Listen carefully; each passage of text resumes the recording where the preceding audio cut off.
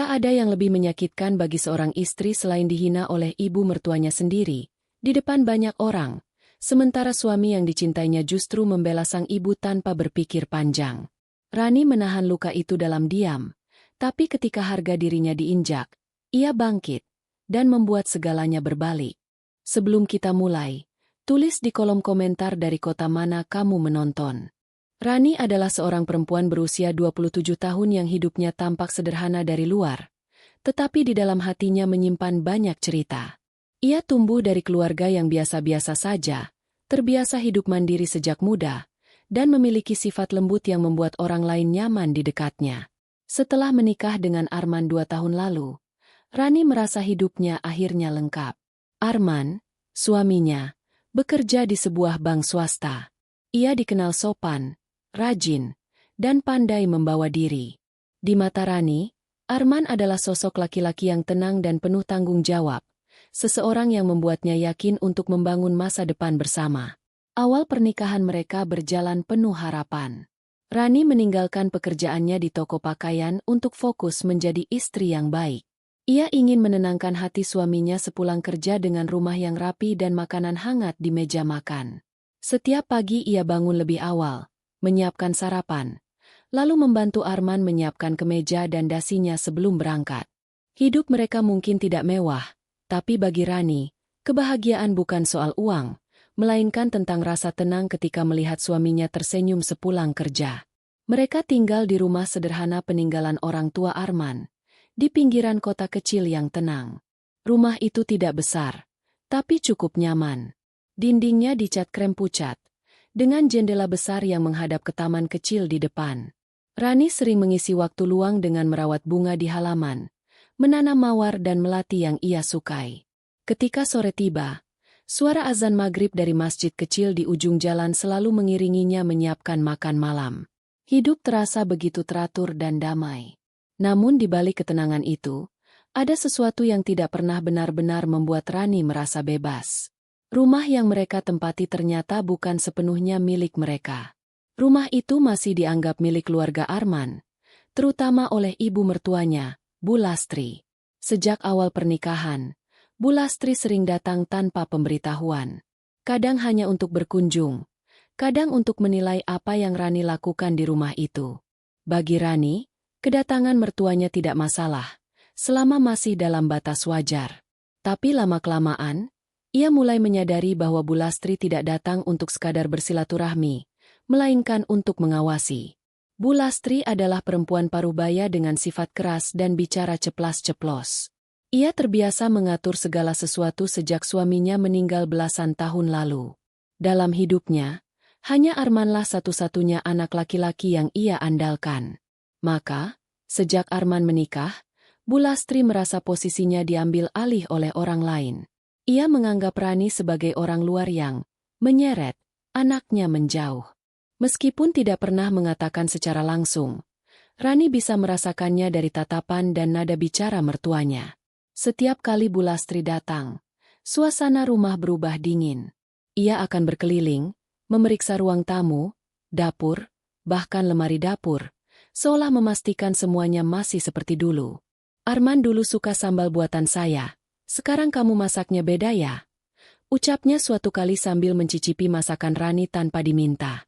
Rani hanya tersenyum kecil, mencoba menahan perasaannya. Ia tahu, membantah hanya akan membuat keadaan semakin sulit. Rani tidak pernah ingin bersaing dengan ibu mertuanya. Ia hanya ingin diterima sebagai bagian dari keluarga. Ia berusaha menghormati, bersikap sopan, dan menuruti keinginan Bu Lastri sejauh ia mampu. Tapi tidak peduli sekeras apa ia mencoba, seolah-olah semua yang ia lakukan selalu salah di mata sang mertua. Jika ia diam, dibilang tidak sopan. Jika ia bicara, dianggap melawan. Pelan-pelan, rasa nyaman di rumah itu mulai hilang. Sementara itu, Arman tidak menyadari betapa besar tekanan yang dirasakan istrinya. Ia mengira semua baik-baik saja. Setiap kali Rani tampak murung, Arman hanya mengira istrinya kelelahan mengurus rumah. Ia tidak pernah benar-benar tahu apa yang terjadi ketika ibunya datang berkunjung. Bagi Arman, ibunya adalah sosok yang harus dihormati tanpa syarat.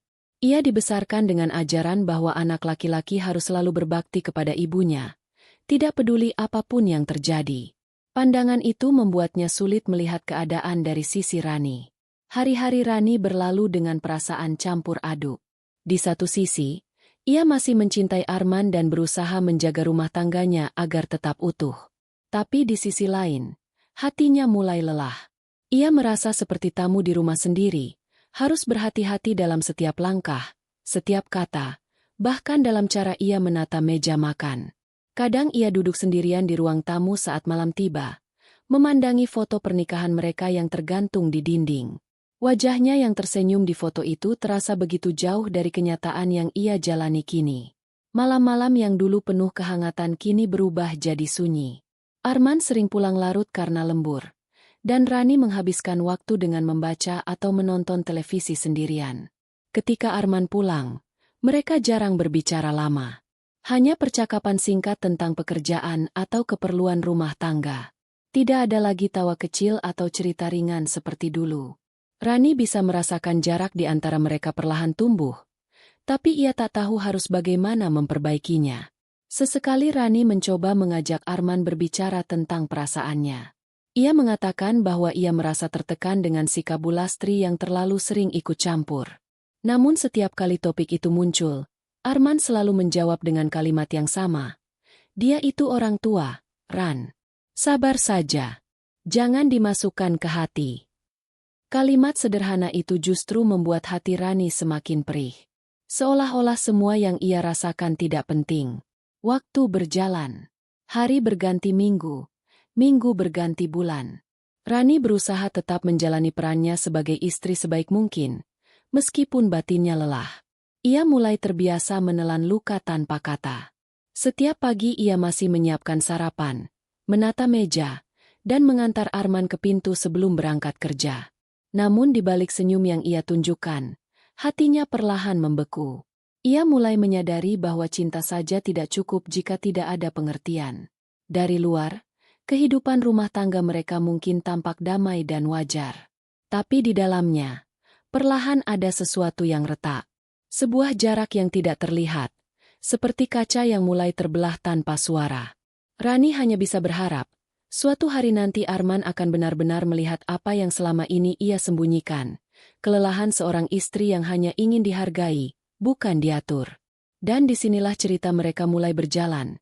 Dari sebuah rumah sederhana yang tampak bahagia, tapi menyimpan badai yang diam-diam sedang menunggu waktu untuk datang. Hari demi hari berjalan tanpa perubahan berarti. Rani tetap menjalankan rutinitasnya, berusaha menata rumah dengan sebaik mungkin, meski hatinya mulai terasa hampa. Namun ketenangan semu itu tak bertahan lama. Perlahan, kehadiran Bu Lastri dalam kehidupan mereka semakin sering, dan setiap kedatangannya selalu meninggalkan jejak luka di hati Rani. Awalnya, Bu Lastri hanya berkunjung seminggu sekali. Ia datang membawa makanan, berbincang sebentar, lalu pulang menjelang sore. Tapi lama-kelamaan, ia mulai menginap, kadang 2 hingga 3 hari. Setiap kali berada di rumah itu, ia tak bisa diam. Semua yang dilakukan Rani terasa salah di matanya. Mulai dari cara menyapu lantai, menata piring, bahkan cara Rani berbicara kepada Arman pun sering dikritik. Perempuan zaman sekarang enak ya, tinggal terima uang dari suami. Dulu saya kalau mau beli beras saja harus kerja di sawah. Katanya suatu sore sambil menatap Rani yang sedang melipat baju di ruang tamu. Ucapannya memang terdengar seperti cerita masa lalu, tapi nada suaranya tajam dan menusuk. Rani hanya menunduk. Ia tidak mau membalas, karena tahu, setiap kalimat balasan akan dianggap kurang ajar. Lambat laun, kata-kata seperti itu menjadi makanan sehari-hari bagi Rani. Setiap kali Bu Lastri datang, ia sudah menyiapkan diri untuk menerima sindiran-sindiran baru. Kadang tentang uang belanja, kadang tentang cara hidup mereka. Anak saya kerja banting tulang, tapi kamu kayaknya santai-santai saja di rumah. Ucapnya suatu waktu dengan nada setengah mengejek. Rani tersenyum kaku. Ia tahu, meski ia menjelaskan bahwa ia juga mengurus rumah dari pagi sampai malam, Bu Lastri tidak akan pernah mau mengerti. Yang membuat hati Rani semakin sesak adalah ketika Bu Lastri mulai mengungkit-ungkit soal nafkah yang diberikan Arman.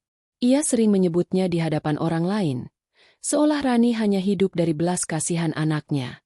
Syukurlah Arman itu anak yang bertanggung jawab. Tiap bulan kasih uang cukup buat istri dan rumah. Kalau bukan karena dia, entah bagaimana nasib Rani sekarang. Katanya dengan nada bangga, tapi sebenarnya penuh sindiran. Kalimat itu diucapkan di depan tetangga yang sedang berkunjung. Rani yang mendengar hanya bisa menahan napas panjang. Ia ingin menegur, tapi takut dianggap tidak sopan. Ia tahu, di mata orang lain, Bu Lastri adalah sosok ibu yang baik dan perhatian. Tak ada yang tahu bagaimana tajamnya ucapan perempuan itu ketika hanya ada mereka bertiga di rumah. Setelah tamu pulang, Rani duduk diam di ruang tamu, menatap lantai dengan mata kosong.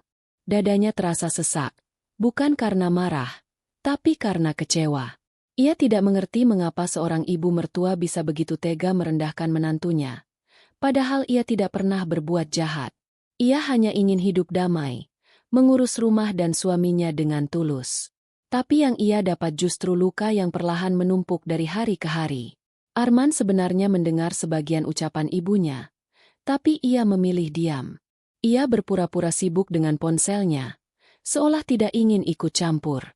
Ketika Rani mencoba menatapnya, berharap suaminya berkata sesuatu untuk membelanya, Arman justru menghindari pandangan.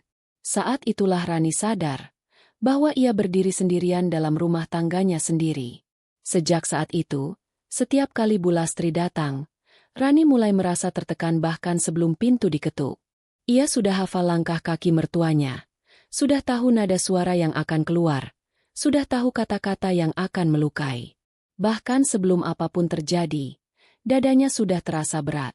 Ia berusaha bersikap sabar, tapi kesabaran itu perlahan terkikis. Dalam kesepiannya, Rani sering merenung. Ia duduk di teras rumah saat sore, memandangi langit yang mulai berubah jingga. Di dalam hati, ia bertanya-tanya, apa salahnya sehingga Bu Lastri tidak pernah bisa menerimanya? Ia selalu berusaha bersikap baik, tidak pernah membantah, selalu berterima kasih atas setiap kunjungan. Tapi semua itu seolah tidak berarti apa-apa. Setiap malam, sebelum tidur, Rani mencoba menenangkan dirinya. Ia berbisik dalam hati bahwa mungkin Bu Lastri hanya merasa kesepian. Mungkin sikap kerasnya berasal dari rasa takut kehilangan anaknya. Namun semakin ia berusaha memahami, semakin ia merasa lelah. Karena setiap kali mencoba menenangkan hati, esok harinya luka baru akan datang lagi. Pernah suatu hari, ketika Bu Lastri datang lebih pagi dari biasanya, Rani sedang menjemur pakaian di halaman belakang. Dari arah dapur, terdengar suara perabot yang digeser dan lemari dibuka. Saat Rani masuk, ia melihat Bu Lastri sedang memeriksa rak bumbu. Kok garamnya di sini? Dulu waktu saya yang urus dapur, garam selalu di sebelah kanan, katanya tanpa menatap Rani. Hal-hal kecil seperti itu tampak sepele, tapi bagi Rani, setiap ucapan itu menambah luka. Seolah ia tak pernah mampu membuat rumah itu menjadi rumah versinya sendiri. Hari-hari pun terasa panjang. Wajah Rani mulai kehilangan cahaya. Ia jarang tertawa, jarang berbicara banyak. Hanya menjalani rutinitas tanpa semangat. Setiap kali mendengar suara sepeda motor berhenti di depan rumah, ia cemas kalau itu Bu Lastri yang datang lagi. Ia bahkan pernah menangis diam-diam di kamar mandi, karena tidak tahu lagi bagaimana harus bersikap. Rani sempat berpikir untuk menceritakan semua perasaannya pada Arman. Tapi setiap kali melihat suaminya pulang dalam keadaan lelah, ia urungkan niat itu. Ia takut dianggap cerewet. Takut membuat suaminya memilih berpihak pada ibunya. Maka ia memilih diam. Diam yang lama-lama menjadi kebiasaan. Kebiasaan yang menyesakkan dada. Sementara itu, Bu Lastri semakin merasa berkuasa. Ia senang karena bisa membuat Rani tunduk. Bisa mengatur rumah anaknya seperti dulu. Ia tidak sadar bahwa setiap kata yang ia ucapkan perlahan menghancurkan kehangatan yang ada di antara Arman dan Rani. Dan Arman, tanpa disadari, menjadi bagian dari keretakan itu karena sikap diamnya. Pada suatu malam, setelah Bu Lastri pulang, Rani duduk di ruang makan sambil menatap piring-piring yang belum sempat dicuci. Air matanya menetes tanpa suara. Ia merasa kecil, tidak berarti, dan tak punya tempat untuk bersandar. Di rumah itu, ia bukan istri yang dihormati, melainkan sekadar perempuan yang harus selalu membuktikan bahwa dirinya pantas berada di sana. Itulah awal mula semua luka itu tumbuh. Bukan dari perkelahian besar, bukan dari pengkhianatan, tapi dari ucapan-ucapan kecil yang setiap hari menorehkan luka baru di hati Rani. Luka yang tak terlihat, tapi pelan-pelan akan mengubah segalanya. Hari demi hari, suasana di rumah Rani semakin berubah. Rumah yang dulunya menjadi tempat paling nyaman kini terasa dingin, sepi, dan penuh tekanan. Bukan hanya karena kehadiran Bu Lastri yang sering datang tanpa kabar, tapi karena jarak di antara Rani dan Arman yang perlahan tumbuh tanpa mereka sadari. Dulu setiap sore Arman selalu pulang dengan wajah lelah tapi bahagia. Kini, ekspresinya datar, seperti seseorang yang hanya menjalani rutinitas tanpa hati. Rani sering memperhatikan suaminya dari jauh. Saat Arman duduk di ruang tamu menatap layar ponselnya tanpa suara. Dahulu, mereka sering bercerita tentang banyak hal, tentang pekerjaan, tentang masa kecil, bahkan tentang impian sederhana mereka untuk punya anak dan rumah sendiri. Tapi semua itu kini seperti kenangan yang sudah kabur. Arman jarang memulai percakapan, dan ketika Rani mencoba membuka pembicaraan, ia hanya menjawab singkat. Setiap kali Rani mencoba mengutarakan kegelisahan hatinya, pembicaraan selalu berakhir dengan dingin. Arman tidak marah, tapi ia juga tidak mendengarkan sepenuhnya. Ia lebih sering menghindar dengan alasan tidak ingin memperbesar masalah. Jangan terlalu diambil hati, katanya setiap kali Rani mencoba bercerita tentang sikap Bu Lastri. Namun bagi Rani, kalimat itu justru terasa seperti tembok tebal yang memisahkan mereka. Ia merasa suaminya tidak mau memahami, hanya ingin semuanya tampak baik-baik saja di permukaan. Perlahan, komunikasi mereka menjadi hambar. Rani mulai berhenti bercerita. Ia mulai terbiasa menyimpan segalanya sendiri. Kadang ia ingin marah, ingin berteriak agar Arman tahu betapa sesaknya hidup yang ia jalani, tapi yang keluar dari mulutnya hanyalah diam.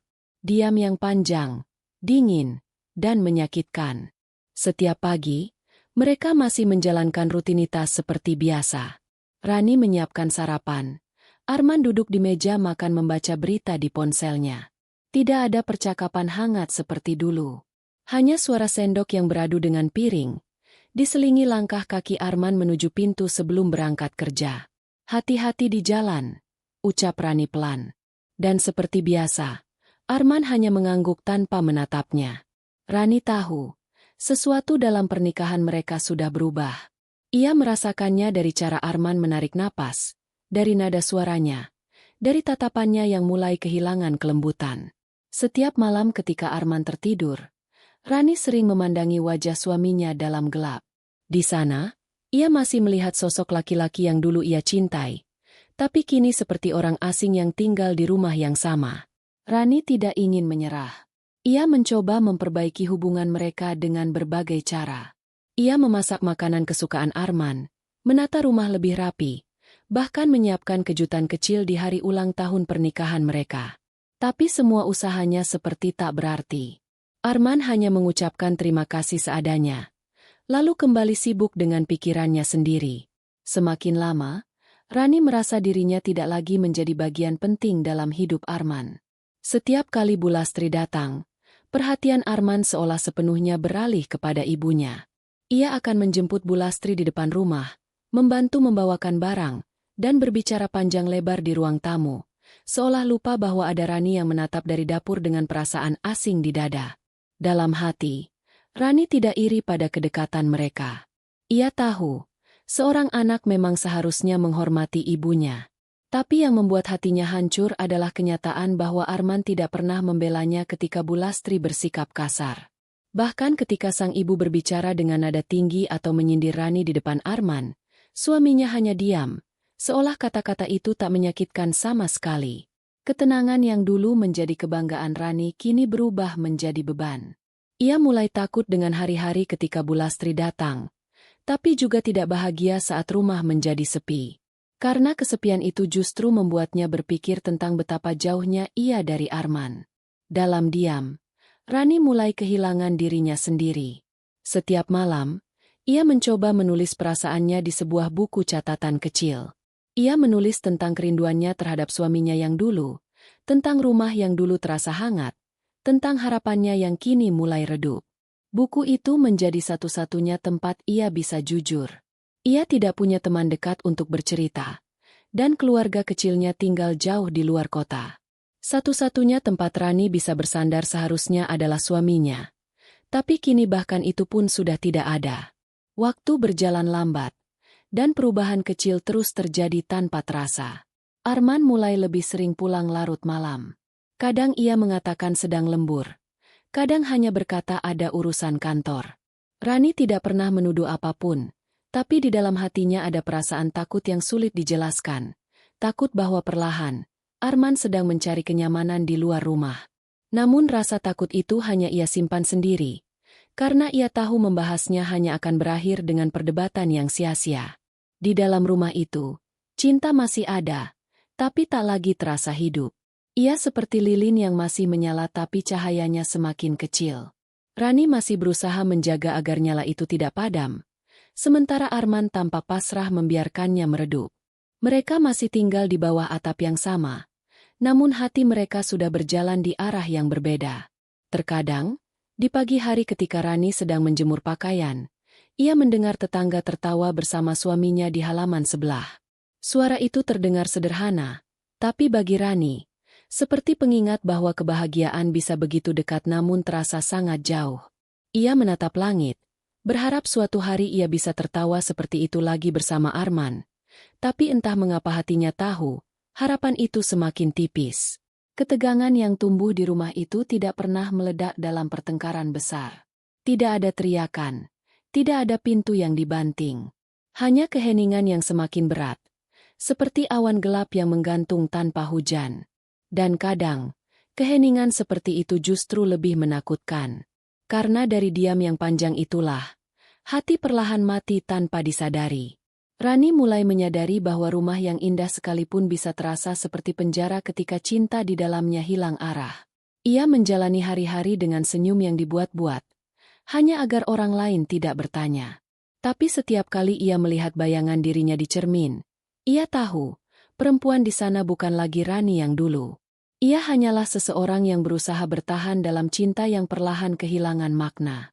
Dan di balik semua itu, ketegangan yang tampak tenang itu sebenarnya hanyalah awal dari badai besar yang sebentar lagi akan menghancurkan segalanya.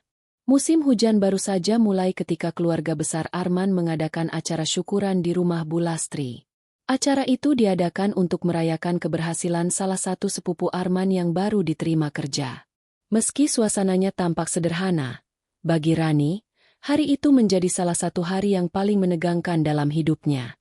Ia tahu, setiap kali bertemu dengan keluarga besar suaminya, terutama di hadapan Bu Lastri, dirinya harus berhati-hati dalam setiap langkah dan ucapan.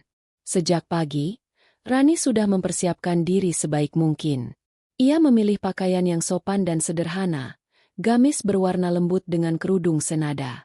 Ia bahkan sempat membuat kue lapis legit kesukaannya Bu Lastri, berharap setidaknya kali ini sang mertua bisa sedikit melunak. Di dalam hatinya, Rani hanya ingin hari itu berjalan tenang tanpa masalah. Arman terlihat bersemangat. Ia jarang terlihat begitu antusias akhir-akhir ini, dan Rani berusaha ikut tersenyum melihatnya. Saat mereka tiba di rumah ibunya, suasana sudah ramai. Beberapa anggota keluarga sedang berbincang di teras, sementara anak-anak berlarian di halaman. Rani membawa kue buatannya sendiri dalam wadah besar, berjalan pelan di belakang Arman sambil sesekali menunduk memberi salam. Semula semuanya tampak baik-baik saja. Rani membantu di dapur, menata piring, dan menyiapkan minuman untuk para tamu. Ia mencoba berbaur, meski hatinya masih terasa canggung. Namun ketenangan itu tidak bertahan lama. Seperti biasa, Bu Lastri memperhatikan setiap gerak-geriknya. Dari cara Rani menata sendok, hingga cara ia meletakkan kue di meja. Ketika tamu-tamu sudah mulai berdatangan, Bu Lastri memanggil semua orang untuk mencicipi hidangan. Di tengah keramaian itu, Bu Lastri mengambil satu potong kue buatan Rani, lalu menggigitnya sedikit. Semua mata tertuju padanya, menunggu komentar. Namun yang keluar dari mulut Bu Lastri bukanlah pujian. Dengan nada tinggi yang jelas terdengar di seluruh ruangan, Ia berkata, "Kue ini kering sekali. Rasanya aneh. Kalau begini caranya, nanti keluarga orang bisa sakit perut. Sudah dikasih nafkah tiap bulan sama anak saya. Masa buat kue saja tidak becus?" Kalimat itu menghantam hati Rani seperti batu. Ruangan yang tadi riuh langsung sunyi. Beberapa orang menunduk. Beberapa pura-pura sibuk dengan piringnya. Rani berdiri kaku. Wajahnya pucat. Tangannya bergetar. Ia tak tahu harus berbuat apa. Dalam kepalanya hanya ada satu keinginan. Andai saja tanah bisa menelannya saat itu juga. Ia berusaha tersenyum, tapi suaranya gemetar ketika berkata pelan, "Maaf, Bu, mungkin terlalu lama di oven." Namun sebelum ia selesai berbicara, Bu Lastri sudah memotong. "Ah, sudah, tidak usah alasan. Kalau tidak bisa masak, tidak usah sok-sokan. Arman itu kerja keras, tapi istri di rumah malah buang-buang bahan makanan." Suaranya meninggi lagi, dan beberapa orang mulai berusaha menenangkan suasana dengan tertawa kecil, seolah ingin mengalihkan topik. Tapi bagi Rani, semuanya sudah terlanjur hancur. Ia menatap Arman, berharap suaminya akan berkata sesuatu. Tapi Arman hanya berdiri di dekat pintu, menatap ke arah lain. Tidak ada pembelaan, tidak ada kalimat yang menenangkan. Tatapan kosong itu lebih menyakitkan dari 1000 hinaan. Rani tahu, dalam hatinya, Arman mungkin merasa tidak enak kepada ibunya. Tapi bagi Rani, diamnya suaminya terasa seperti pengkhianatan. Beberapa tamu mencoba berbicara hal lain untuk mencairkan suasana. Tapi Rani tahu semua orang telah melihatnya dipermalukan. Ia menunduk, pura-pura sibuk membereskan meja, padahal air matanya sudah mulai menggenang. Dalam diam, hatinya hancur. Ia tidak marah, hanya merasa sedih karena harga dirinya diinjak di hadapan banyak orang, oleh orang yang seharusnya menjadi keluarganya sendiri. Setelah acara selesai, Rani membantu membersihkan piring dan gelas di dapur. Tidak ada seorang pun yang berbicara dengannya. Suara gelas yang beradu dengan air menjadi satu-satunya bunyi di ruangan itu. Arman duduk di ruang tamu bersama saudara-saudaranya, tertawa seperti tidak terjadi apa-apa. Dari kejauhan, Rani mendengar suaranya bercampur dengan suara hujan yang mulai turun di luar. Di sela suara hujan, Bu Lastri kembali bersuara dari ruang tamu, bercerita kepada keluarganya tentang bagaimana dulu ia yang selalu memasak untuk Arman dan betapa anaknya tidak akan pernah tahan kalau masakannya tidak enak. Kalimat-kalimat itu mungkin terdengar biasa bagi yang mendengar, tapi bagi Rani, setiap katanya seperti pisau yang memotong perasaannya satu persatu. Ketika semua tamu sudah pulang, Rani dan Arman akhirnya bersiap pulang ke rumah. Sepanjang perjalanan, tidak ada satu kata pun terucap di antara mereka. Mobil melaju pelan di jalan basah, sementara lampu-lampu jalan berpendar di kaca depan yang berkabut. Rani menatap keluar jendela, menahan air mata yang nyaris jatuh. Sesampainya di rumah, Arman langsung masuk ke kamar dan berganti pakaian. Rani masih di ruang tamu, duduk diam sambil memegang wadah kosong bekas kue yang tadi ia buat. Ia menatapnya lama, teringat bagaimana ia membuatnya dengan sepenuh hati pagi tadi. Semua tenaga dan harapannya kini terasa sia-sia. Dalam keheningan malam itu, Rani merasa benar-benar sendirian. Ia teringat saat dulu menikah, Bu Lastri menyambutnya dengan senyum dan berkata bahwa ia sudah seperti anak sendiri.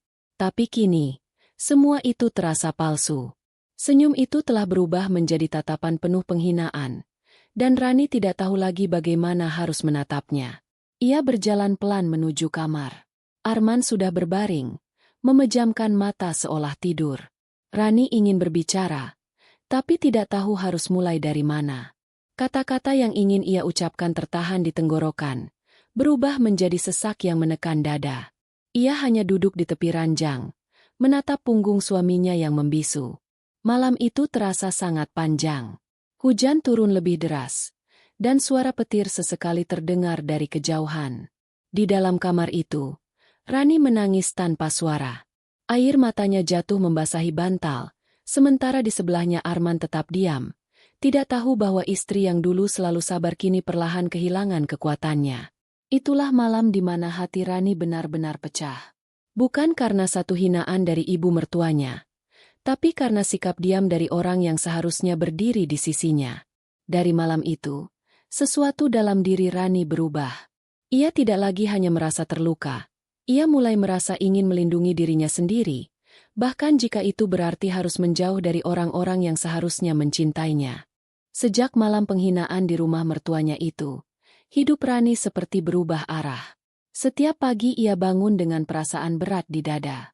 Dulu, meski kehidupannya sederhana, ia masih bisa tersenyum saat melihat suaminya bersiap kerja.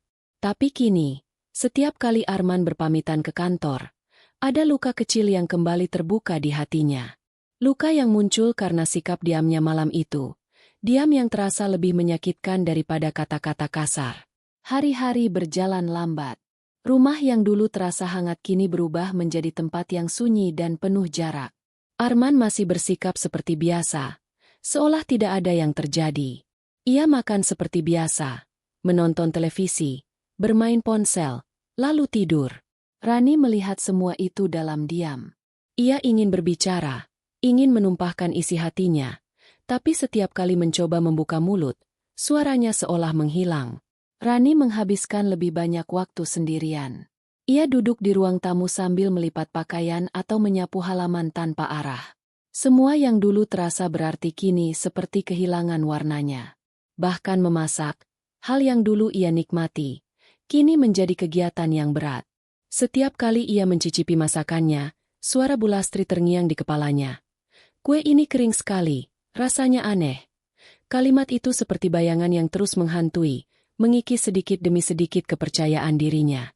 Suatu sore, ketika Arman pulang kerja, Rani mencoba berbicara. Ia memberanikan diri membuka percakapan pelan. "Mas, aku minta maaf kalau waktu itu ibu tersinggung sama aku. Tapi aku benar-benar nggak bermaksud bikin malu."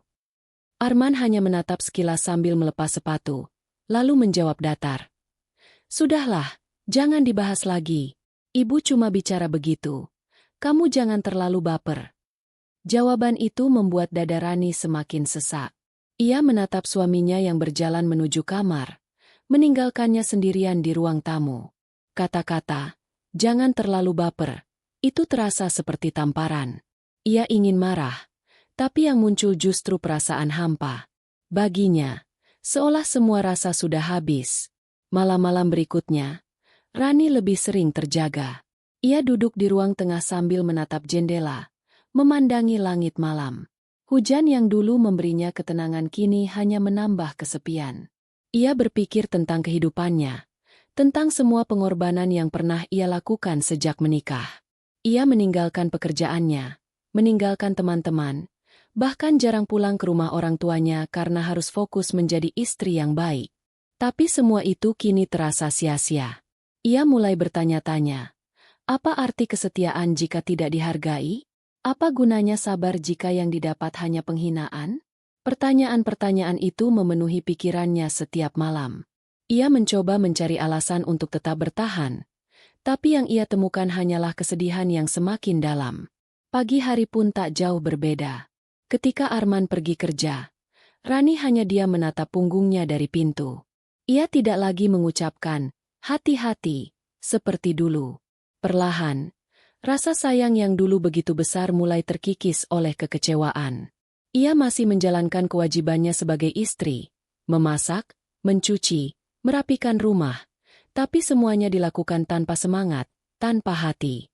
Beberapa kali Bu Lastri menelpon Arman dan mereka berbicara lama di ruang tamu. Rani mendengar dari balik pintu. Suara Bu Lastri masih sama seperti dulu. Nada tinggi, nada perintah, nada yang selalu menyinggung. Kadang Arman tertawa kecil, kadang hanya menjawab, "Iya, Bu." Tapi yang paling membuat Rani sakit adalah ketika Arman tak pernah mencoba membela atau menenangkan ibunya. Semua dibiarkan begitu saja, seolah sudah menjadi hal biasa. Hari demi hari, luka di hati Rani semakin dalam. Ia mulai merasa dirinya tidak berharga. Tidak ada yang membelanya. Tidak ada yang mengerti perasaannya. Ia ingin pergi. Tapi kemana? Ia sudah tidak punya siapa-siapa di kota itu. Keluarganya tinggal jauh. Dan ia tidak ingin membuat mereka khawatir. Suatu siang, ketika sedang mencuci piring, Rani berhenti sejenak. Air mengalir membasahi tangannya yang pucat. Di sana, di tengah sunyi, ia menyadari sesuatu. Selama ini, ia terlalu banyak menahan diri, terlalu takut kehilangan, terlalu ingin menjaga rumah tangganya tetap utuh. Tapi orang lain tidak berusaha melakukan hal yang sama. Ia sendirian dalam perjuangan itu. Sejak hari itu, Rani mulai berubah. Ia tidak lagi terlalu berusaha menyenangkan hati siapapun. Jika Arman pulang kerja tanpa bicara, ia tidak memaksa. Jika Bu Lastri menelpon dan mulai menyinggung dirinya lagi, Rani tidak lagi bersembunyi untuk menangis. Ia hanya diam, mendengarkan, lalu melanjutkan pekerjaannya. Tapi diamnya kali ini berbeda. Bukan lagi tanda pasrah, melainkan tanda bahwa hatinya mulai membeku. Meski begitu, jauh di dalam dirinya, Rani masih menyimpan luka yang belum sembuh. Kadang, ketika malam tiba, ia menatap cermin dan hampir tidak mengenali wajahnya sendiri. Mata yang dulu cerah kini tampak lelah. Senyum yang dulu mudah muncul kini terasa asing. Ia merasa seperti bayangan dari dirinya yang dulu, hidup, tapi tanpa cahaya. Waktu berjalan, bulan berganti.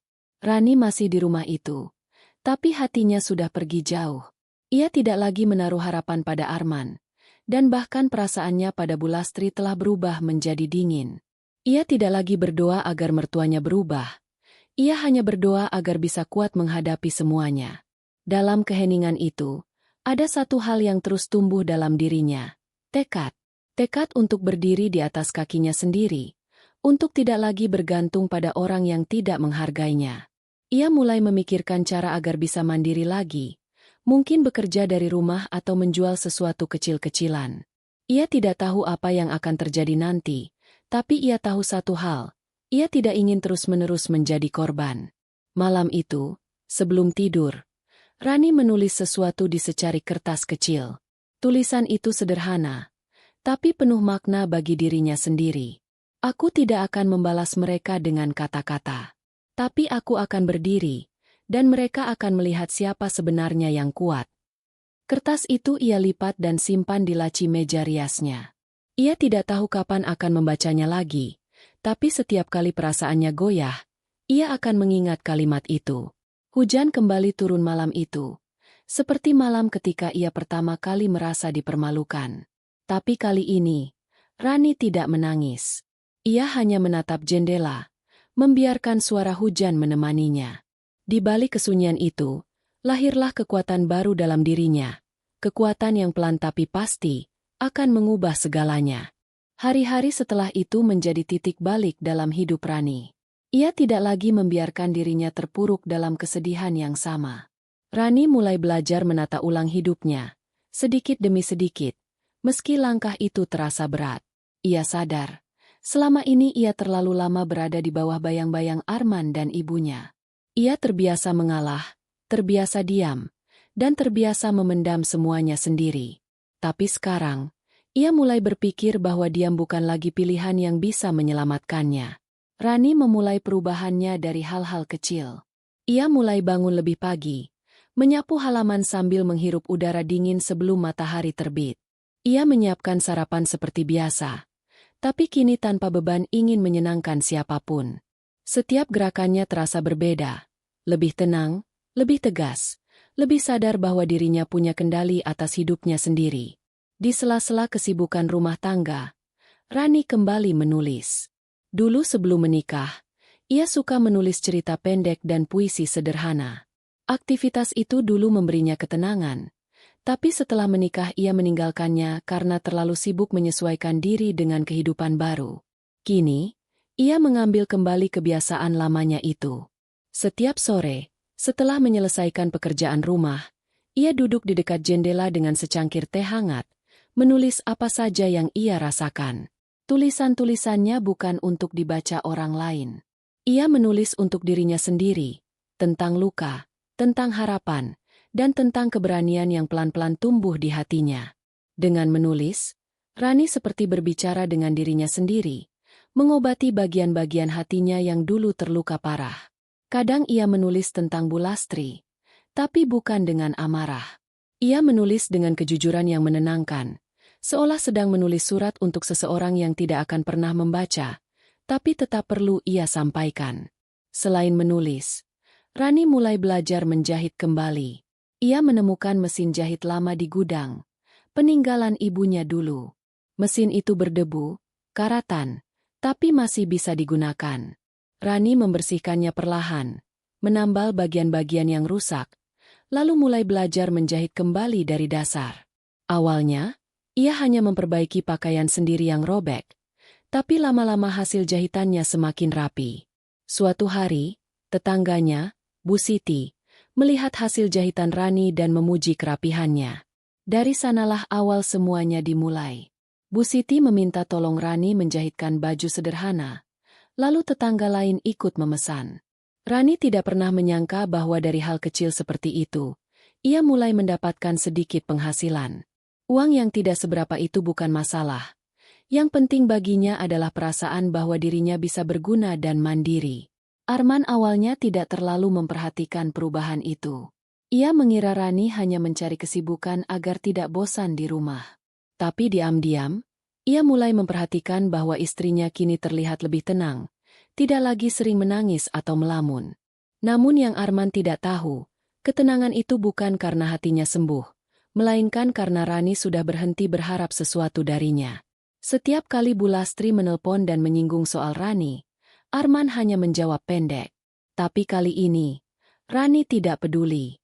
Ia tidak lagi mendengarkan dari balik pintu. Ia sibuk dengan jahitannya, sibuk dengan kehidupannya sendiri.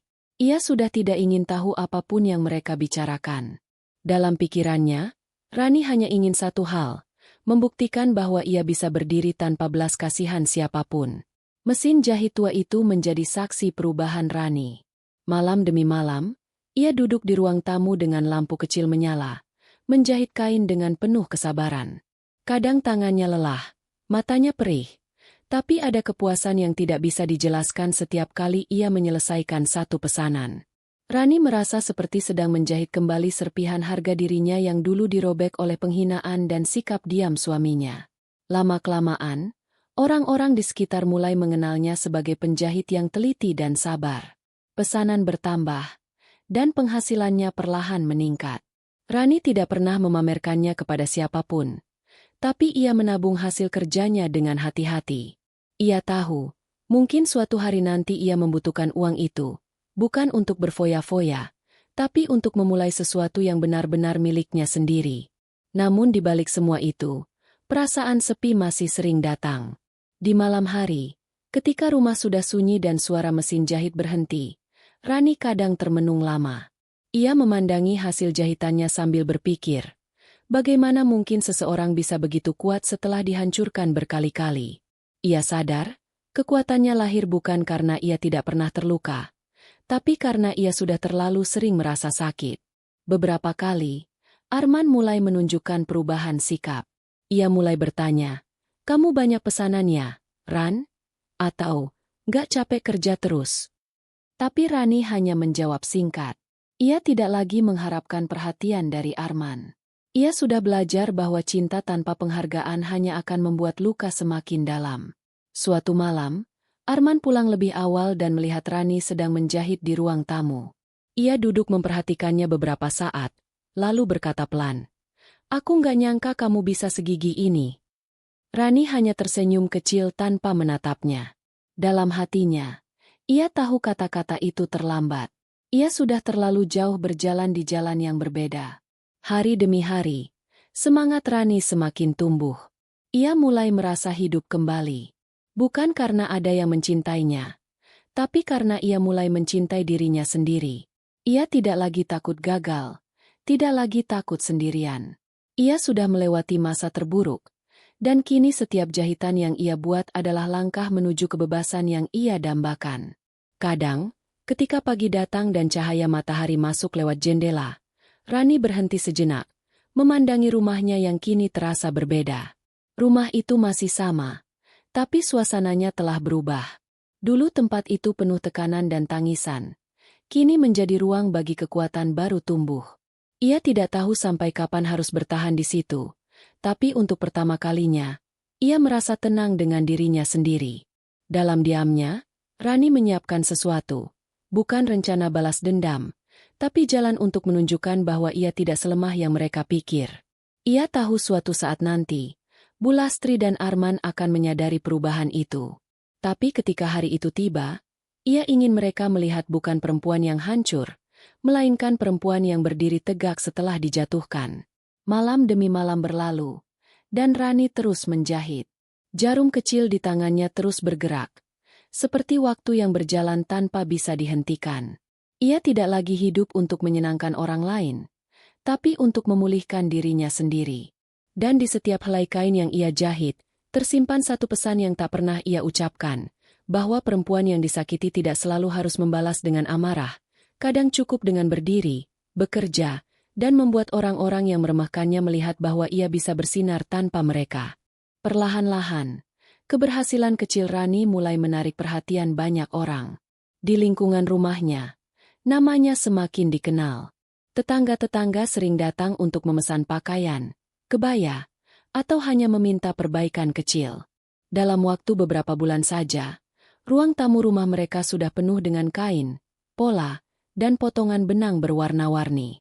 Mesin jahit tuanya terus berbunyi hampir setiap hari, menjadi saksi perubahan hidup yang tidak disangka siapapun. Rani tidak pernah bermaksud mencari perhatian. Ia hanya ingin hidup tenang dan mandiri. Tapi tanpa disadari, hasil kerjanya yang rapi dan sikapnya yang sopan membuat banyak orang mulai menghormatinya. Bahkan beberapa ibu di lingkungan itu merekomendasikannya kepada kenalan mereka. Pesanan datang lebih sering, dan penghasilan Rani perlahan meningkat. Ia bisa membeli mesin jahit baru dari hasil tabungannya, bukan dari uang Arman, bukan dari belas kasihan siapapun. Saat pertama kali mesin jahit baru itu tiba, Rani menatapnya lama. Matanya berkaca-kaca, bukan karena sombong, tapi karena ia tahu betul bagaimana perjuangan di baliknya. Setiap tetes keringat, setiap malam tanpa tidur, setiap luka di jarinya, semuanya terbayar dengan satu benda yang menjadi simbol kebebasan kecil baginya. Namun keberhasilan kecil itu ternyata membawa angin lain ke dalam rumah. Arman mulai merasa tidak nyaman. Ia bukan pria yang jahat, tapi harga dirinya mulai terusik. Ia terbiasa menjadi satu-satunya sumber nafkah dalam rumah tangga, dan kini, meskipun Rani tidak pernah menuntut apapun, keberhasilan istrinya membuatnya merasa tersaingi. Awalnya, perubahan sikap Arman tampak halus. Ia lebih sering diam ketika melihat Rani sibuk bekerja. Kadang ia sengaja mengeluh, mengatakan rumah berantakan atau makan malam terlambat disiapkan. Tapi Rani tidak menanggapi dengan marah. Ia hanya mendengarkan dan tetap melanjutkan pekerjaannya.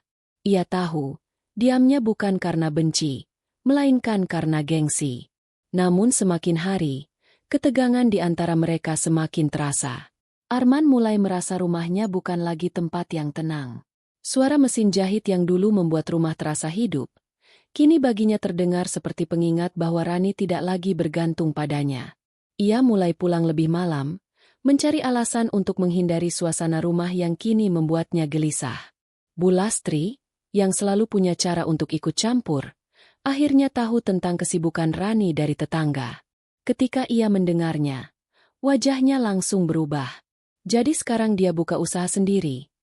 Begitu katanya dengan nada tidak senang ketika berbicara dengan Arman lewat telepon. Awalnya Arman tidak menganggapnya masalah, tapi nada ibunya yang sinis membuat pikirannya kacau. Hati-hati, men. Perempuan kalau sudah bisa cari uang sendiri, kadang suka lupa daratan, kata Bulastri. Kalimat itu menancap dalam kepala Arman. Ia mulai memandang keberhasilan Rani bukan lagi sebagai kebanggaan, melainkan ancaman. Sejak saat itu, hubungan mereka semakin renggang. Arman jarang berbicara dengan Rani.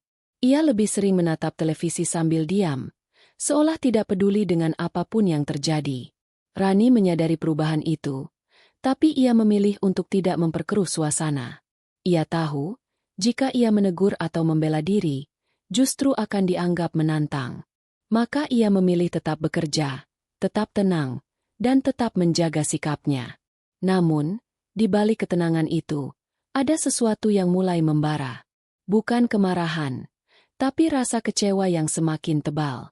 Rani mulai menyadari bahwa dalam rumah tangganya, tidak ada ruang bagi kebahagiaan yang tumbuh dari dirinya sendiri. Setiap kali ia berusaha maju, selalu ada tangan yang ingin menariknya ke bawah. Suatu hari, Bu Lastri datang tanpa pemberitahuan. Ia muncul di depan rumah dengan wajah kaku, menatap sekeliling ruang tamu yang penuh dengan kain dan mesin jahit. Rani menyambutnya sopan, tapi suasananya terasa dingin. Bu Lastri duduk sambil melirik kain-kain yang menumpuk, lalu berkata, "Rumahmu sekarang seperti toko. Kamu sibuk sendiri, lupa ngurus suami." Rani menunduk, mencoba menahan hatinya agar tidak terluka lagi. Ia menjawab pelan, "Saya tetap mengurus semuanya, Bu. Hanya saja sekarang saya juga bekerja." Tapi jawaban itu justru membuat Bu Lastri semakin tajam. Kalau suami sudah kerja keras, istri seharusnya fokus di rumah, bukan cari uang sendiri. Jangan sampai suami merasa tidak dihormati. Kata-kata itu membuat udara di ruangan terasa berat. Arman yang baru pulang dari kantor hanya berdiri di ambang pintu, mendengarkan tanpa ikut campur. Sekali lagi, ia memilih diam. Bagi Rani, diam itu sudah cukup untuk menegaskan posisi suaminya. Setelah ibunya pulang, Arman mulai bersikap dingin. Ia tidak lagi menyentuh makanan yang Rani siapkan, tidak lagi berbicara dengan nada lembut seperti dulu. Rani tahu, ada sesuatu yang berubah di dalam diri suaminya, sesuatu yang tidak lagi bisa ia perbaiki dengan kesabaran. Malam-malam berikutnya, Rani tetap menjahit seperti biasa, tapi kini suasana rumah terasa menekan. Ia bekerja dalam senyap, mendengar langkah Arman bolak-balik di kamar, tanpa sepatah kata pun keluar dari mulutnya. Dalam kesunyian itu, Rani belajar satu hal penting. Kesuksesan perempuan seringkali menjadi ujian, bukan hanya bagi dirinya, tapi juga bagi ego orang di sekitarnya. Waktu terus berjalan. Pesanan Rani semakin banyak, tapi di sisi lain, jarak dengan suaminya semakin lebar. Ia tidak lagi menunggu Arman untuk makan malam. Ia juga tidak lagi bertanya kemana suaminya pergi jika pulang larut. Bukan karena tidak peduli, tapi karena ia sudah terlalu lelah berharap pengertian yang tidak pernah datang. Lambat laun, kabar tentang usaha Rani menyebar luas. Bahkan beberapa teman Arman di kantor mendengar dan memujinya. "Istrimu hebat, men. Jarang ada yang bisa sekuat itu," kata salah satu rekannya. Tapi pujian itu justru membuat Arman semakin kesal. Ia merasa seolah orang-orang mulai membandingkan dirinya dengan istrinya sendiri. Sampai akhirnya, suatu malam, Arman pulang dengan wajah masam. Ia melihat Rani sedang merapikan hasil jahitan, lalu berkata pelan tapi dingin, "Aku cuma nggak mau orang pikir aku laki-laki yang nggak bisa ngasih nafkah. Kamu ngerti maksudku?" Rani hanya menatapnya sebentar, lalu menunduk. Ia ingin menjelaskan bahwa niatnya bukan untuk menyaingi, hanya ingin bertahan, tapi ia tahu percuma. Ia sudah melihat mata suaminya, mata yang dipenuhi gengsi, bukan kasih. Maka malam itu, ia hanya diam. Diam yang panjang, yang di dalamnya tersimpan luka dan kekuatan sekaligus. Sejak saat itu, Rani tidak lagi berusaha menjelaskan siapa dirinya. Ia tahu bahwa pada akhirnya, waktu sendiri yang akan membuktikan. Dan tanpa ia sadari, ketegangan yang tumbuh di rumah itu pelan-pelan menjadi bibit dari sesuatu yang lebih besar, sesuatu yang kelak akan mengguncang hidup mereka semua. Hari itu, suasana rumah Bu Lastri tampak ramai. Ada acara arisan keluarga besar yang digelar setiap 3 bulan sekali. Rani awalnya tidak ingin datang. Ia tahu, setiap pertemuan di rumah mertuanya selalu berujung dengan perasaan sakit hati. Tapi Arman memintanya tetap ikut. "Biar orang gak bilang kamu sombong," katanya singkat. Rani tidak membantah. Ia hanya menyiapkan diri sebaik mungkin, menenangkan hatinya agar tidak hancur lagi seperti dulu. Sejak pagi ia menyiapkan pakaian dengan hati-hati. Ia memakai kebaya sederhana berwarna lembut, dengan jilbab yang ia setrika rapi sendiri. Ia tidak bermaksud tampil mencolok, hanya ingin terlihat pantas. Namun di dalam hatinya ada perasaan cemas yang tak bisa dijelaskan. Entah kenapa, hari itu udara terasa berat, seperti memberi tanda bahwa sesuatu akan terjadi. Ketika mereka tiba di rumah Bu Lastri, Suasananya sudah riuh. Tamu-tamu sudah berkumpul, sebagian makan, sebagian berbincang di ruang tamu. Rani masuk dengan langkah pelan, menunduk sopan kepada setiap orang yang ia lewati. Tapi bahkan sebelum duduk, ia sudah merasakan tatapan-tatapan aneh dari beberapa tamu. Ada bisik-bisik kecil, senyum setengah menahan tawa, dan pandangan yang membuat dadanya terasa sesak. Rani tidak mengerti apa yang sedang dibicarakan. Ia mencoba tetap tenang, menatap lantai agar tidak menunjukkan keresahannya. Hingga akhirnya ia mendengar suara Bu Lastri yang berbicara cukup keras di tengah kerumunan. Sekarang Rani sudah sibuk sendiri, katanya sambil tertawa kecil. Katanya punya usaha jahit yang ramai. Ya bagus sih, asal jangan lupa diri. Kadang kalau perempuan sudah punya uang sendiri, suka lupa kalau suami itu kepala rumah tangga. Suara tawa kecil terdengar dari beberapa orang di sekitarnya. Rani menunduk semakin dalam. Ia tidak ingin menatap siapapun. Ia tahu, kalimat itu bukan sekadar gurauan. Itu adalah sindiran yang sengaja diucapkan untuk merendahkannya. Namun Bu Lastri belum berhenti. Ia terus bercerita panjang lebar kepada tamu-tamu lain. Arman itu sabar sekali. Saya sudah bilang, nggak usah dibiarkan istri kerja. Tapi dia tetap kasih izin. Ya, mungkin kasihan juga. Tapi saya takut aja. Nanti istri lebih tinggi kepala dari suami. Kali ini tawa tamu-tamu terdengar lebih keras. Beberapa bahkan menatap ke arah Rani dengan senyum aneh, antara iba dan ingin tahu. Rani menggenggam jemarinya kuat-kuat di pangkuan, berusaha menahan tangis.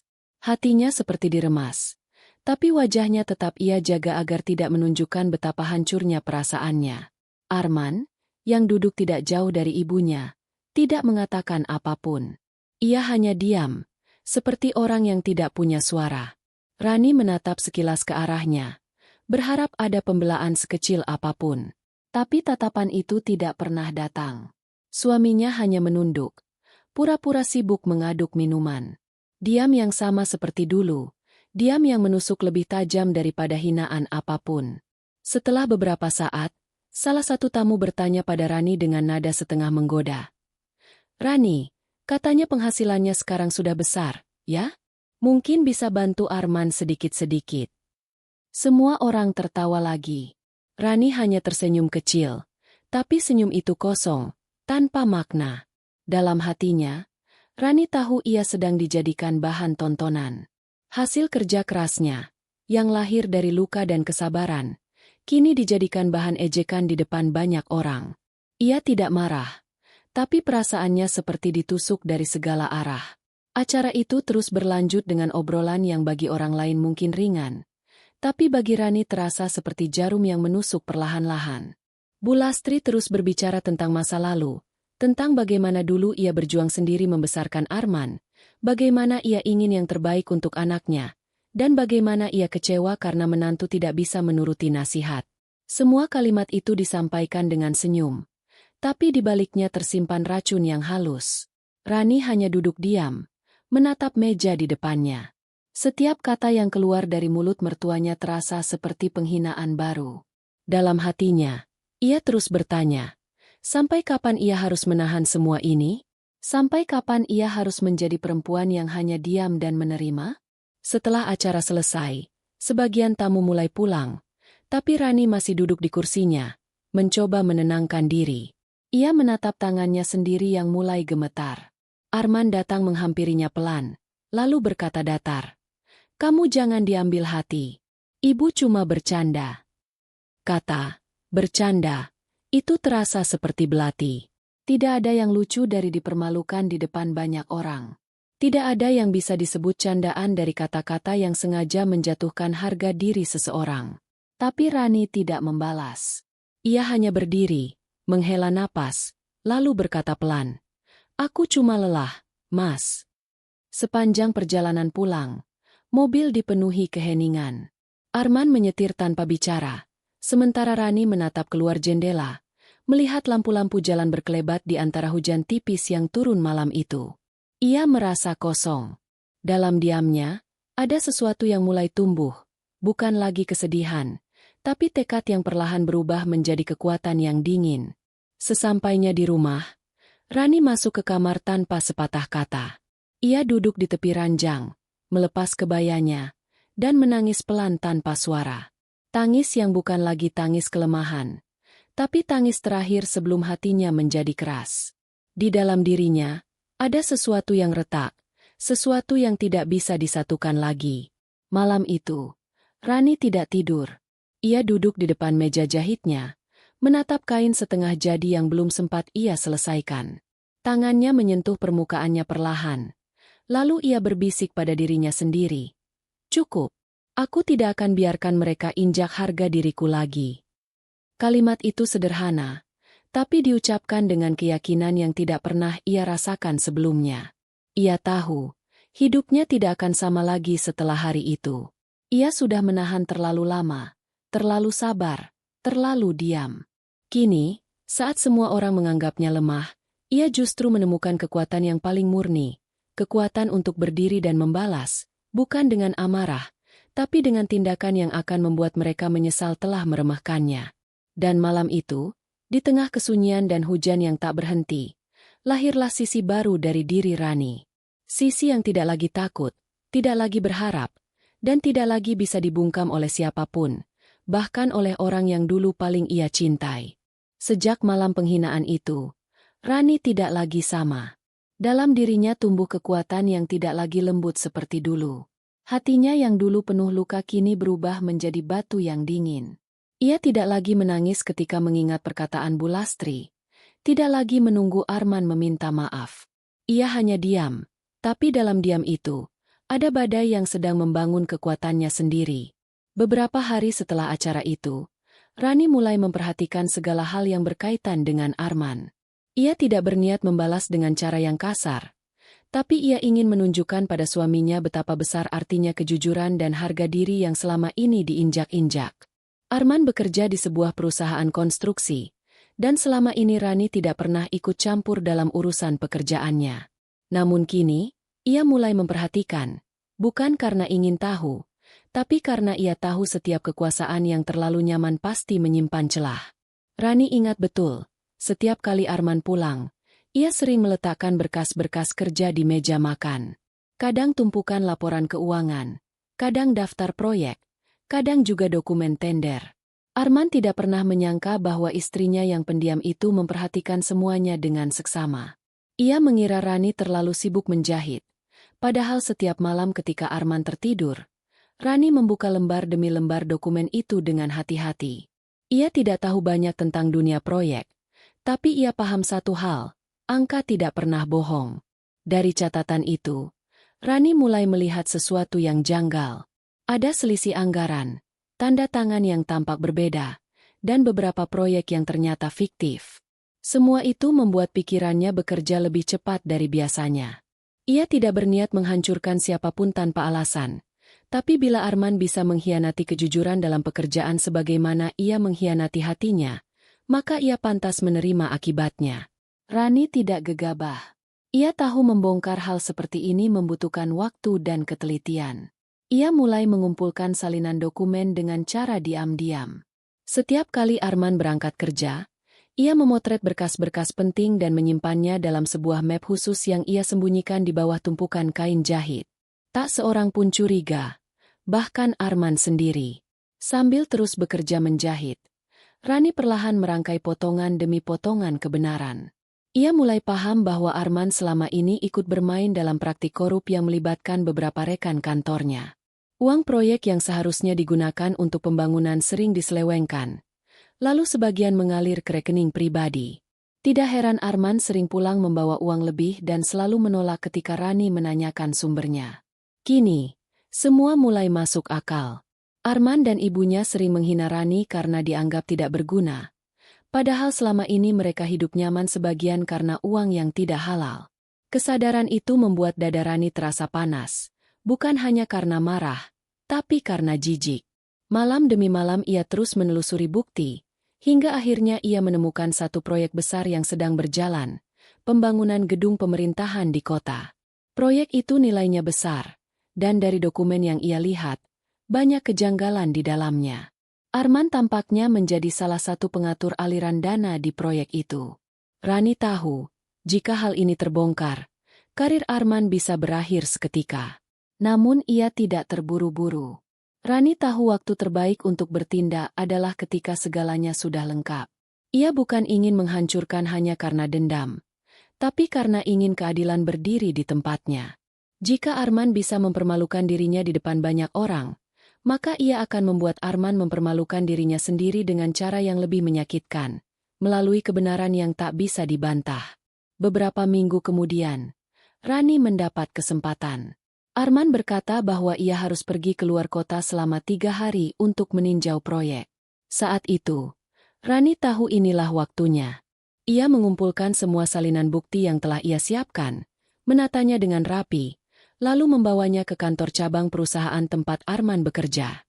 Ia tidak menemui siapapun, hanya mengirimkan paket dokumen itu ke bagian audit internal dengan surat tanpa nama. Isi surat itu singkat, tapi cukup mengguncang. Periksa laporan proyek pembangunan. Ada penyelewengan dana. Lihat siapa yang terlibat. Bukti terlampir. Rani tidak menulis apapun tentang dirinya. Ia hanya ingin kebenaran bekerja sendiri. Setelah itu, ia pulang dengan hati berdebar. Tangannya dingin, tapi hatinya tenang. Ia tahu, langkah kecil itu akan mengubah segalanya. Beberapa hari kemudian, suasana rumah berubah. Arman pulang dengan wajah tegang. Ia lebih banyak diam, sering menerima telepon dengan nada berbisik. Rani berpura-pura tidak tahu apapun, tetap melayani seperti biasa, tapi diam-diam memperhatikan. Hingga suatu malam, Arman membanting ponselnya ke meja dan menatap kosong. Perusahaan sedang diselidiki. Audit internal menemukan ketidaksesuaian besar dalam laporan keuangan. Beberapa karyawan dipanggil untuk dimintai keterangan, termasuk Arman. Rani tahu, badai itu baru saja dimulai. Ia tidak senang, tapi juga tidak menyesal. Dalam hatinya, ada ketenangan aneh. Semacam rasa lega bahwa akhirnya kebenaran muncul tanpa ia harus mengucapkannya langsung. Hari-hari berikutnya, rumah menjadi sunyi. Arman sering duduk termenung di ruang tamu. Wajahnya muram. Ia mulai kehilangan semangat. Bahkan tidak lagi pergi ke kantor. Berita tentang penyelidikan itu mulai terdengar di kalangan tetangga. Bu Lastri yang biasanya sering berkunjung kini jarang datang. Mungkin malu. Mungkin sibuk menenangkan diri. Rani tetap seperti biasa. Ia masih menjahit, masih menata hidupnya dengan tenang. Tapi di dalam dirinya, ada sesuatu yang berubah. Ia bukan lagi perempuan yang takut disalahkan. Ia sudah tahu bahwa diam kadang lebih kuat daripada teriakan. Sampai pada suatu sore, Rani berdiri di depan jendela, memandangi langit yang mulai gelap. Hujan turun perlahan, menetes di kaca jendela. Ia mengingat semua yang telah ia lalui, dari penghinaan, kesepian, hingga keberanian untuk melawan dengan cara yang tidak disangka siapapun. Ia sadar, balas dendamnya bukan lagi soal membuat orang lain menderita, tapi soal merebut kembali kendali atas hidupnya sendiri. Dan di tengah suara hujan yang menenangkan, Rani menutup matanya, menghela napas panjang. Ia tahu, apa yang akan terjadi selanjutnya mungkin tidak akan mudah. Tapi ia juga tahu, kali ini ia siap. Ia telah mengubah luka menjadi kekuatan, kesedihan menjadi ketenangan, dan keputusasaan menjadi jalan untuk menegakkan harga dirinya. Waktu berjalan cepat, tapi bagi Rani, setiap harinya terasa panjang dan sunyi. Setelah laporan audit internal keluar, kehidupan keluarga itu berubah total. Arman dipanggil berkali-kali ke kantor pusat untuk menjalani pemeriksaan. Ia tidak lagi berangkat kerja dengan pakaian rapi seperti biasanya. Sekarang, setiap kali melangkah keluar rumah, wajahnya penuh kegelisahan. Tatapan matanya kosong, seolah tidak lagi mengenali arah hidupnya. Kabar tentang dugaan korupsi di perusahaan tempat Arman bekerja mulai menyebar. Awalnya hanya bisik-bisik kecil, lalu berkembang menjadi gosip yang lebih besar. Beberapa koran lokal menulis berita tentang skandal dana proyek pembangunan gedung pemerintahan. Meski tidak menyebut nama secara langsung, semua orang yang mengenal Arman tahu bahwa ia salah satu yang terlibat. Rani tidak terkejut ketika akhirnya surat pemberhentian itu datang. Sebuah amplop coklat dikirim ke rumah, berisi surat resmi yang menyatakan bahwa Arman diberhentikan sementara karena penyelidikan. Ia membaca surat itu dengan tangan gemetar, lalu duduk di kursi ruang tamu tanpa berkata apa-apa. Dunia yang selama ini ia banggakan runtuh dalam sekejap mata. Sejak hari itu, rumah mereka tidak lagi sama. Suara Arman yang dulu keras kini jarang terdengar. Ia lebih banyak diam di kamar, menghindari tatapan Rani. Setiap kali menatap istrinya, entah mengapa ada rasa takut di matanya. Mungkin karena di lubuk hatinya ia tahu, semua ini adalah akibat dari kesombongannya sendiri. Bu Lastri pun ikut merasakan kejatuhan itu. Saat berita tentang kasus itu menyebar, ia menjadi bahan omongan di lingkungannya. Tetangga-tetangga yang dulu ia banggakan kini mulai menjaga jarak. Tak ada lagi undangan arisan. Tak ada lagi tawa-tawa sombong seperti dulu. Ia lebih banyak mengurung diri di rumah, dan sesekali menelepon Arman dengan suara panik, menanyakan perkembangan kasusnya. Namun semakin hari, keadaan justru semakin memburuk. Beberapa rekan kerja Arman yang juga terlibat mulai diperiksa polisi. Nama Arman disebut di antara mereka. Ia dipanggil secara resmi untuk dimintai keterangan. Saat menerima surat panggilan itu, tangannya gemetar hebat. Rani melihatnya dari jauh, tapi tidak berkata apa-apa. Ia hanya diam, seperti cermin yang memantulkan kembali semua luka yang pernah ia terima dulu. Hari pemeriksaan pertama menjadi hari yang berat. Arman berangkat dengan wajah pucat, tanpa sepatah kata. Rani hanya menatap punggungnya dari jendela. Di matanya, lelaki yang dulu ia cintai itu kini terlihat asing, seperti bayangan dari seseorang yang dulu pernah ia kenal, tapi sudah hilang ditelan keserakahan dan kebodohan sendiri. Beberapa hari kemudian, berita mulai muncul di media. Beberapa nama pejabat dan pegawai perusahaan resmi ditetapkan sebagai tersangka, termasuk Arman. Dunia seakan berhenti bagi keluarga itu. Bu Lastri datang dengan wajah panik, membawa tas berisi pakaian dan air mata. Ia menangis di ruang tamu, menyalahkan keadaan, menyalahkan orang lain, tapi tidak pernah menyalahkan putranya sendiri. Rani hanya duduk diam, mendengarkan semua kata-kata itu tanpa ekspresi. Dalam hatinya, tidak ada kebencian, hanya kelelahan yang mendalam. Ia tahu, inilah hasil dari kesombongan dan penghinaan yang selama ini mereka tanam. Sekarang semuanya berbalik, dan Rani hanya menjadi saksi dari kehancuran yang mereka buat sendiri. Hari-hari selanjutnya penuh dengan kesedihan. Arman mulai jarang makan, wajahnya semakin pucat, rambutnya mulai beruban di sisi-sisinya. Ia tampak seperti orang yang kehilangan arah. Setiap kali Rani lewat di depan kamarnya, ia menunduk, seolah takut bertemu mata. Tidak ada lagi suara tinggi, tidak ada lagi perintah. Hanya diam dan sesal yang memenuhi udara rumah itu. Sementara itu, Bu Lastri semakin sering datang. Namun setiap kedatangannya selalu disertai keluh dan tangis. Ia terus menyalahkan keadaan, menyalahkan siapapun yang bisa disalahkan, bahkan Rani. Ia mengatakan bahwa semua ini terjadi karena Rani membawa sial dalam rumah tangga mereka. Tapi kali ini, Rani tidak membalas apapun. Ia tidak perlu membela diri, karena kenyataan sudah berbicara lebih keras dari kata-kata. Dalam diamnya, Rani justru semakin tenang. Ia menjalani hari-harinya seperti biasa, menjahit, menulis, dan sesekali mengunjungi tetangga. Ia tidak menunjukkan sedikitpun rasa puas atas kehancuran itu. Ia tahu, kebahagiaan sejati bukan datang dari melihat orang lain jatuh, tapi dari menyadari bahwa dirinya telah kuat menghadapi semua itu tanpa kehilangan kendali. Namun di balik ketenangan itu, ada sedikit rasa iba. Meski Arman telah menyakitinya berkali-kali, Rani tetap manusia. Kadang saat malam tiba, ia masih mendengar suara isak pelan dari kamar sebelah. Suara itu membuat dadanya sesak, tapi ia menolak untuk lemah. Ia tahu, belas kasihan tidak akan memperbaiki apapun. Luka terlalu dalam untuk disembuhkan dengan kata maaf. Suatu malam, Bu Lastri datang lagi. Kali ini ia tidak menangis, hanya duduk dengan wajah kosong. Ia tampak lebih tua dari sebelumnya.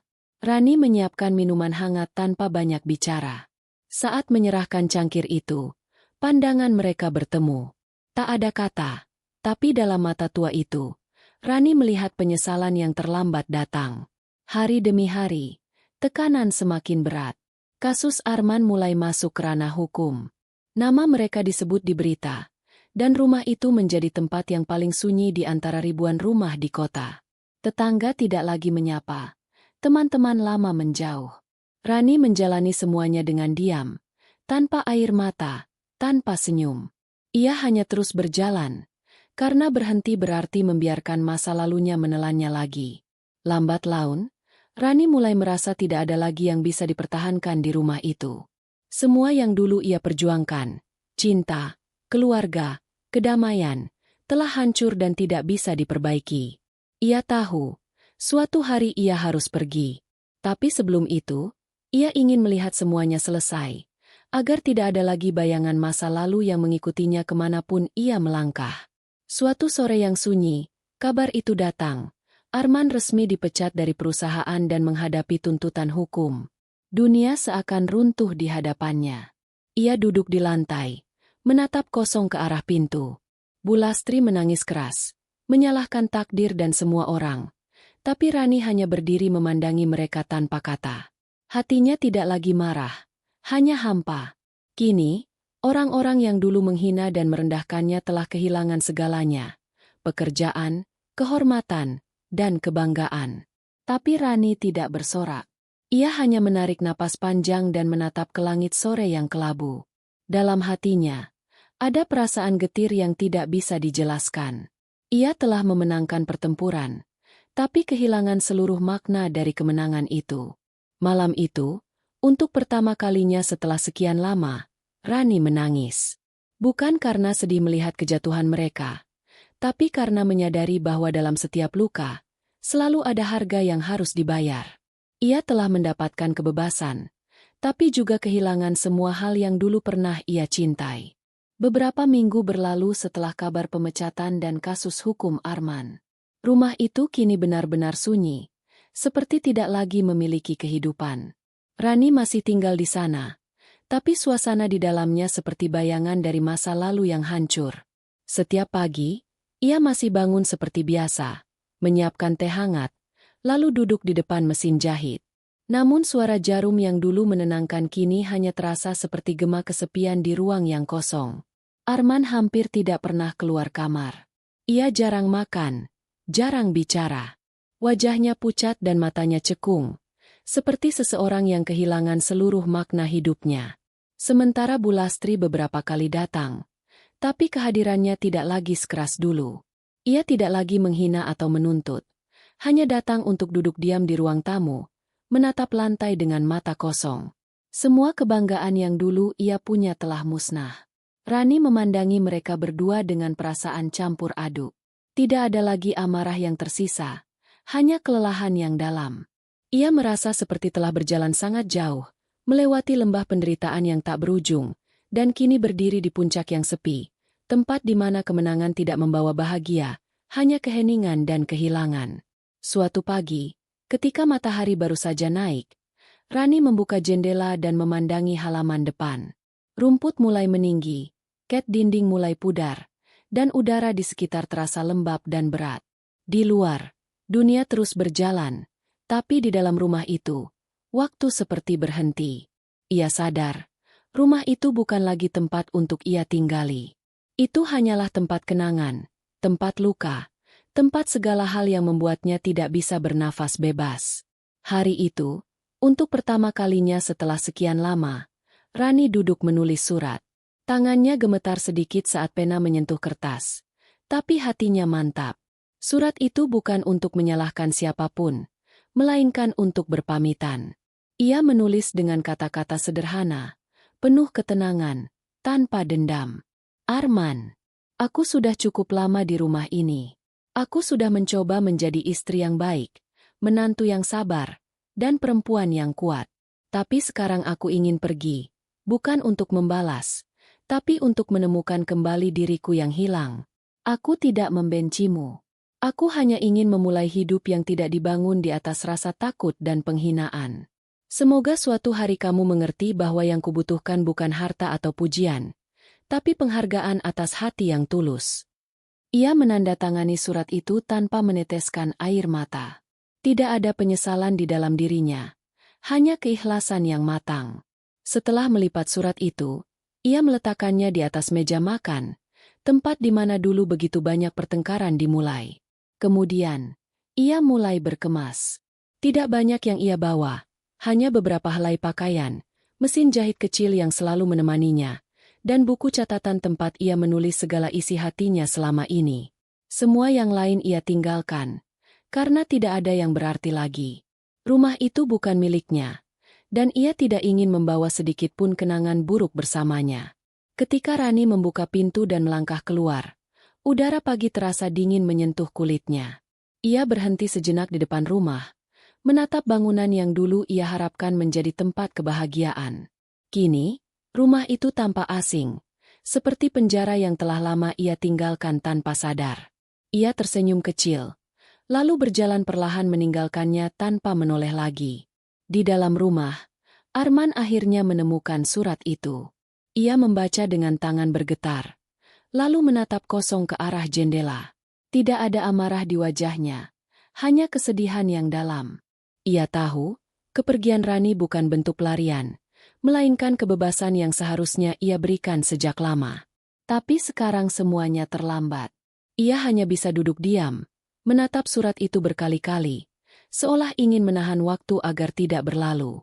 Hari demi hari berlalu, dan kabar tentang Rani mulai memudar dari lingkungan mereka. Tak ada yang tahu pasti kemana ia pergi. Ada yang bilang ia pindah ke kota lain, membuka usaha jahit kecil dan hidup tenang. Ada juga yang bilang ia bekerja di tempat baru, menjadi guru keterampilan bagi ibu-ibu rumah tangga. Tak ada yang tahu pasti, tapi satu hal yang jelas, Rani akhirnya bebas. Sementara itu, hidup Arman semakin terpuruk. Kasusnya masih bergulir, dan ia kehilangan segalanya. Pekerjaan, nama baik, bahkan istrinya. Ia mencoba bangkit, tapi rasa malu dan bersalah menahannya. Bu Lastri pun jatuh sakit. Tubuhnya melemah karena tekanan batin. Ia sering menangis diam-diam, mungkin karena menyesali semua kata-kata kasarnya dulu yang kini berbalik menghancurkan anaknya sendiri. Suatu sore, ketika langit mulai mendung, Arman datang menjenguk ibunya di rumah sakit. Bu Lastri terbaring lemah. Matanya menatap kosong ke arah jendela. Saat Arman duduk di sampingnya, air mata wanita tua itu menetes perlahan. Ia berbisik lirih, hampir tak terdengar. Ibu cuma mau minta maaf pada Rani. Namun Rani sudah jauh, dan kata maaf itu terlambat. Beberapa bulan kemudian, Arman dan ibunya tinggal di rumah kecil yang sederhana, jauh dari lingkungan lama mereka. Tidak ada lagi kemewahan, tidak ada lagi kebanggaan. Hanya dua jiwa yang hidup dalam penyesalan. Sementara di tempat lain, mungkin jauh di kota kecil yang tenang, Rani menjalani hidup barunya dengan damai. Setiap pagi ia membuka tokonya sendiri, sebuah tempat sederhana dengan papan bertuliskan, Rani S. Taylor. Di sana ia menjahit pakaian untuk orang-orang sekitar, tersenyum pada pelanggan, dan hidup dengan tenang. Tidak ada lagi teriakan, tidak ada lagi rasa takut. Hanya ketenangan yang tumbuh dari keberanian untuk melepaskan masa lalu. Kadang, saat malam tiba, Rani masih duduk di dekat jendela sambil menatap langit.